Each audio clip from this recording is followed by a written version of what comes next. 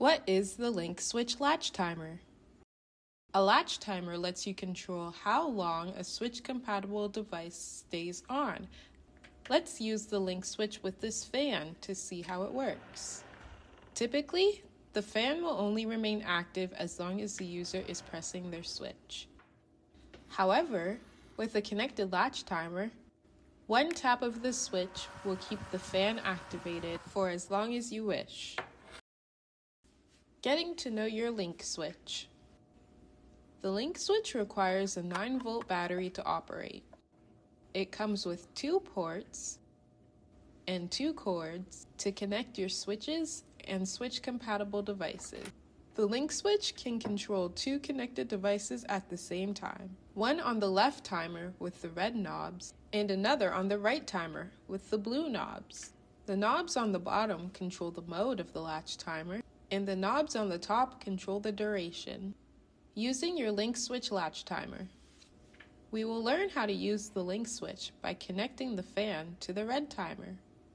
Begin by plugging your adaptive switch into the switch port and plug in the toy cord to your device. We will begin with the mode knob on the bottom.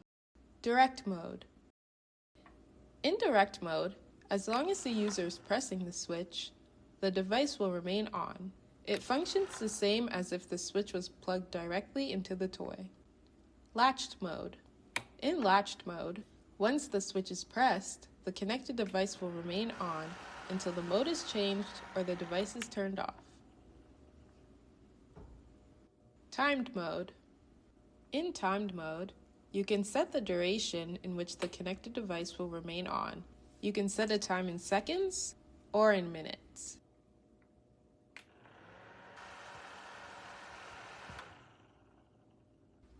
Reversed timed mode. In reversed timed mode, the connected device will not activate after a switch press until the specified duration has passed.